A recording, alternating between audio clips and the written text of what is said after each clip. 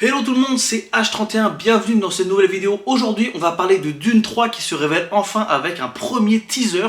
Et ouais, le film arrive à la fin de l'année, plus précisément le 16 décembre. J'en parlerai un peu plus tard de cette date parce qu'elle risque de créer des petites tensions dans l'industrie hollywoodienne, mais ça, j'en reviendrai à la fin de la vidéo.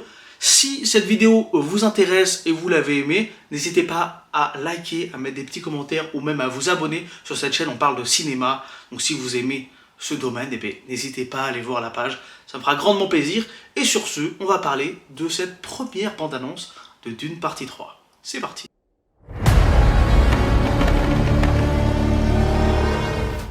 Alors, Dune partie 3, c'est toujours réalisé par Denis Villeneuve. Je pense qu'à la photo, c'est toujours Roger Deakins parce que, franchement, c'est toujours aussi magnifique. C'est le premier truc que je peux dire sur ce teaser. Vraiment, la photographie est toujours super maîtrisée. L'univers de Dune est toujours hyper bien retranscrit. Alors, les gens qui parlent un peu mal de Dune diront bah ouais, c'est facile, c'est du sable et tout. Mais non, c'est pas que ça, Dune, il y a vraiment une esthétique. Et je trouve que Denis Villeneuve, sur ses deux premiers films déjà, a réussi à prendre l'essence même du livre dont il est fan et à faire un film qui est super. Il s'est beaucoup moins cassé les dents que malheureusement David Lynch à l'époque, qui n'avait pas fait ce film par passion. Et je pense que c'est aussi ça la différence, c'est que bon, déjà il y avait les moyens de l'époque qui limitaient un peu la création d'un film à grand budget, surtout un truc aussi ambitieux que Dune. Et puis bon, Denis Villeneuve, lui, il a toujours voulu faire Dune, alors que David Lynch, bon, malheureusement, il a été un peu contraint. Mais en tout cas, cette première bande-annonce reprend l'essence même des deux premiers films, donc c'est toujours super beau. Moi, les deux premiers films, je les aime beaucoup. À chaque fois, ils se sont retrouvés dans mon top 10 de l'année. Et en fait, je pense que si le troisième est toujours de aussi bonne qualité, on sera sur une trilogie de cinéma quasi parfaite. Et ça fait longtemps qu'on n'a pas vu ça depuis Le Seigneur des Anneaux. Sortons les grands mots, même si j'exagère peut-être un petit peu. Mais en tout cas, je trouve que ça sera une trilogie qui se tient hyper bien. Alors, est-ce que ça s'arrêtera après ce troisième film? A priori, de manière officielle, oui. En tout cas, je pense que pour Denis Villeneuve, ça s'arrêtera là. Et pour l'arc aussi de Paul Atreides, mais l'histoire n'est pas finie. Hein. Dune, c'est une grande fresque, il y a plusieurs tomes et il y a plein de trucs à adapter encore.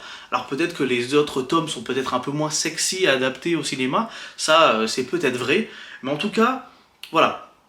Dune 2 avait conclu l'arc du premier livre, c'est-à-dire qu'en fait Denis Villeneuve a adapté le premier livre en deux films, et là il va adapter le deuxième livre, donc Dune Messiah, en un seul film, et ça paraît un petit peu casse-gueule sur le papier, parce que Dune Messiah, moi, j'avais commencé à lire et je ne l'ai jamais fini, même si je le trouve très intéressant.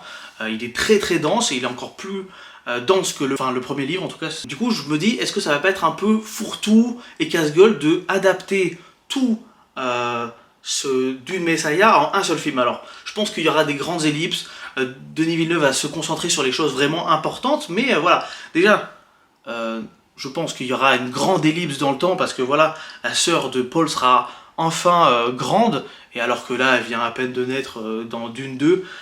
Et puis, je pense qu'il y aura voilà, des grandes ellipses. À la fin, Paul Atreides a pris un peu le contrôle de la galaxie. Il a fait une révolution chez les Fremen, et là, il va lancer du coup une guerre sainte en son nom et au nom des Fremen, et je pense que ça va créer un vrai bordel. Et j'ai très hâte parce que je pense que ce film va prendre de revers beaucoup de gens. Les spectateurs un peu qui connaissent peu l'univers de Dune vont être assez surpris en fait que Paul Atreides prenne cette direction de dictateur. Alors si on fait bien attention, c'est déjà expliqué dans le 2, hein, à partir du moment où il essaie de prendre le pouvoir et se venger, il commence déjà à prendre ce chemin-là. Et voilà, ce qui va être intéressant, je pense, et c'est ce que va adapter Denis Villeneuve, et j'ai très hâte, c'est qu'on va avoir une sorte de dichotomie. Paul Atreides va devenir vraiment une figure de dictateur un peu, mais de intergalactique, hein, tel que l'Empire dans Star Wars, sauf qu'il va agir quand même pour le bien, entre guillemets, parce qu'il est toujours guidé par ses visions, et ses visions lui disent, bah écoute frérot, c'est ce qu'il faut faire, et lui va prendre cette voie parce qu'il pense que c'est la moins pire, et que dans tous les cas, ce qui doit arriver, et lui il préfère prendre la solution la plus simple, même si voilà, tous les chemins vont être compliquées et ça va être vraiment cool. Il y a un nouveau casting aussi, enfin les personnages vont revenir, donc beaucoup d'acteurs vont revenir, mais voilà, on a Robert Pattinson, Isaac de Bancolé qui vont jouer des nouveaux personnages. Très hâte aussi de les voir dans ce 3e tome. La bande-annonce, franchement, était bien en haleine. On commence avec Chani et Paul qui, je pense, sont soit dans un rêve, soit dans une scène qui se passe peu de temps après les événements de Dune 2, et vu qu'ils sont assez proches, qu'ils parlent de leur futur enfant.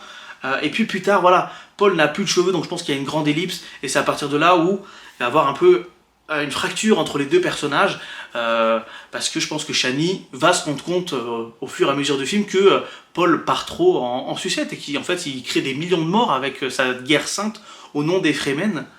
Et je pense que ça va être vraiment intéressant. Visuellement, comme je l'ai dit, c'est toujours hyper beau. Roger Deakins est à la photo, donc ça va être magnifique. Même au niveau de la musique, donc c'est toujours Hans Zimmer. En vrai, ne changeons pas une équipe qui gagne. Ils ont fait du super travail sur les 2 premiers films, et je pense que là, on va être sur l'apothéose de la trilogie. Et voilà, vraiment j'ai super hâte. Donc le film sort le 16 décembre, et là, c'est là où je disais que j'ai un petit point de réticence, parce que le 16 décembre doit aussi sortir Avengers Doomsday, donc un film très attendu par tous les fans de Marvel qui attendent que ça soit un peu leur messie aussi, et le renouveau de Marvel au cinéma. Et c'est censé sortir le même jour, donc si ça sort le 16 en France, j'imagine que nous ça sortira 2 jours plus tôt, le mercredi, et ça va être la folie. Enfin, je veux dire, ça va être compliqué de savoir le jour même quel film on va aller voir en premier. Alors moi je pense que ça sera Avengers Doomsday, non pas parce que j'ai plus hâte, mais juste parce que j'aurais un peu peur de me faire spoiler à partir du moment où le film sort, donc il vaut mieux que j'aille voir Avengers avant et après Dune pour être un peu plus tranquille. Mais dans tous les cas, la critique sera faite sur la chaîne.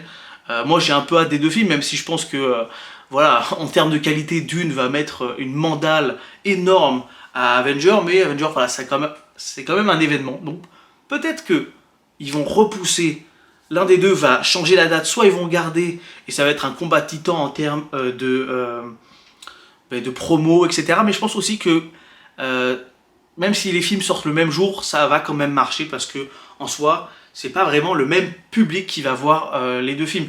Il y a les fans de Marvel, et puis les fans de cinéma, mais qui sont aussi un peu fans de Marvel comme moi, qui iront voir Avengers, qui va faire des scores de fou, je pense, hein.